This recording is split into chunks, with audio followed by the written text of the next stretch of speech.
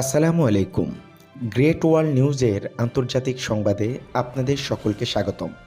প্রথমেই জানিয়ে দিচ্ছি আজকের আন্তর্জাতিক সংবাদ শিরোনামগুলো। পরমাণু অস্ত্র পরীক্ষার প্রস্তুতিতে মস্কোয় চরম উত্তেজনা বিরাজমান। জোহরান মামদানিকে অভিনন্দন জানালেন লন্ডনের মেয়র সাদিক খান। নারী নেতৃত্বে জোহরানের নতুন প্রশাসনিক টিম গঠন। ট্রাম্প বিরোধী বিক্ষোভ উত্তাল ওয়াশিংটন। হামাস ফেরত দিল আরও এক জিম্মির মরদেহ। এতক্ষণ শুনছিলেন সংবাদ শিরোনাম, এবারে বিস্তারিত। বিশ্বজুড়ে আবারও বাড়ছে পরমাণু উত্তেজনা। যুক্তরাষ্ট্রের পর এবার রাশিয়াও ঘোষণা দিয়েছে তারা পরমাণু অস্ত্র পরীক্ষার প্রস্তুতি নিচ্ছে। রুশ প্রেসিডেন্ট পুতিন সরাসরি নির্দেশ দিয়েছেন পরীক্ষামূলক মন্ত্রণালয়কে প্রয়োজনীয় সব ব্যবস্থা নিতে। অন্যদিকে যুক্তরাষ্ট্রের প্রেসিডেন্ট ডোনাল্ড ট্রাম্প যেন হঠাৎ করেই সুর নরম করে জানালেন, আমরা মস্কো ও বেইজিংকে সঙ্গে নিয়ে পারমাণবিক নিয়ন্ত্রণকরণে কাজ করতে চাই। তবে বাস্তবতা ভিন্ন চিত্র দেখা যাচ্ছে। বিশ্বে এখনও আছে 12,000-এর বেশি পারমাণবিক ওয়ারহেড, যার 87% রাশিয়া ও যুক্তরাষ্ট্রের হাতে। এই দুই শক্তিধর দেশ 3 দশক ধরে এমন কোনো পরীক্ষা করেনি। তবুও উভয়ের সাম্প্রতিক সামরিক প্রস্তুতি বিশ্বকে ফের ঢেলে দিচ্ছে পারমাণবিক দুশ্চিন্তার যুগে। স্থানীয় নির্বাচনে ঘুরে দাঁড়ালো ডেমোক্রেটিক পার্টি। বাজিমাত নিউ ইয়র্কে মার্কিন প্রেসিডেন্ট নির্বাচনে বড় ধাক্কা খেলেও এবার স্থানীয় নির্বাচনে দারুণভাবে ঘুরে দাঁড়িয়েছে ডেমোক্রেটরা। নিউ ইয়র্ক সিটির মেয়র নির্বাচনে বাংলাদেশি বংশোদ্ভূত জোহরান মামদানির ঐতিহাসিক বিজয় এখন আলোচনার কেন্দ্রবিন্দু।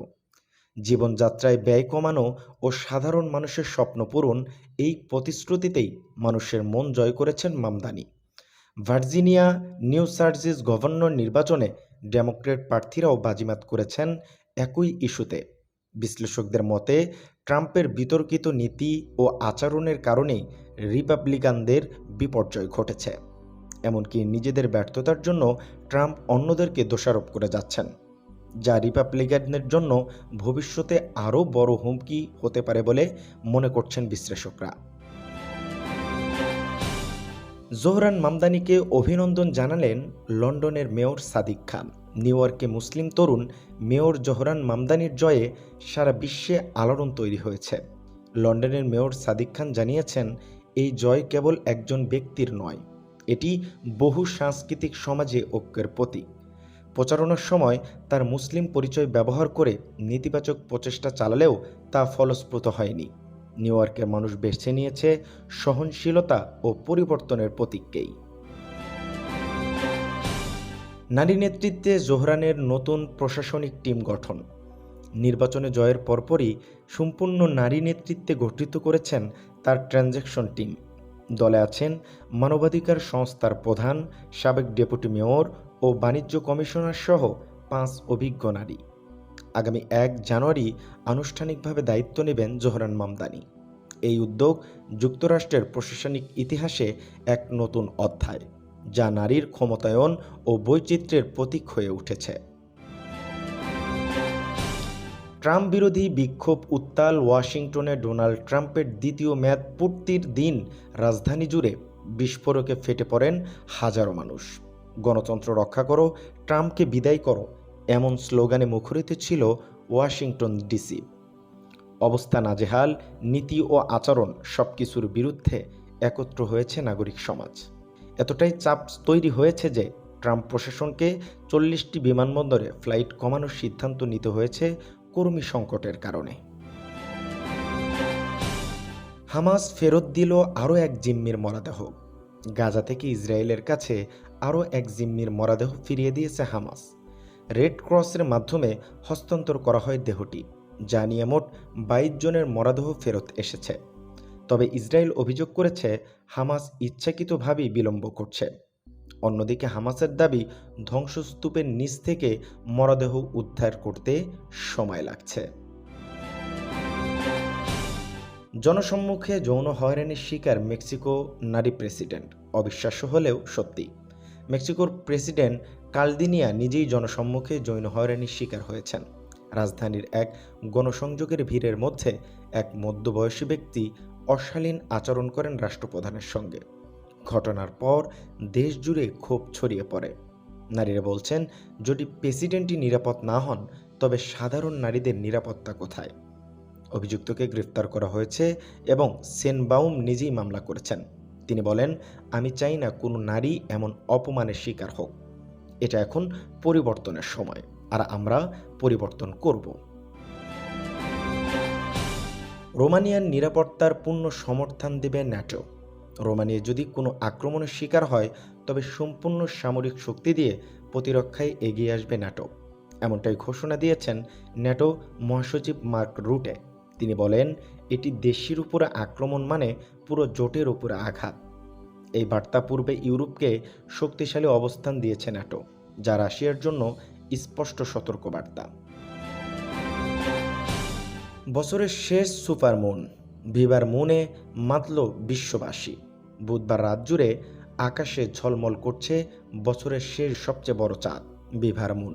সাধারণত পূর্ণিমার চাঁদের চেয়েও 14% বড় এবং 30% বেশি উজ্জ্বল। অস্ট্রেলিয়া থেকে ইউরোপ, ভারত থেকে সংযুক্ত আরব আমিরাত, সারা বিশ্বের মানুষ মোবাইল হাতে বন্দি করেছেন এই স্বর্গীয় দৃশ্য।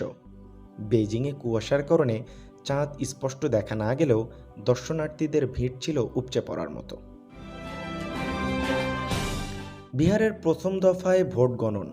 উত্তাপ চরমে ভারতের বিহারে শুরু হয়েছে বিধানসভা নির্বাচনের প্রথম দফার ভোট। 18 জেলায় 121টি আসনে চলছে ভোট গণন। সেখানে লড়ছেন 13 শতাধিক প্রার্থী।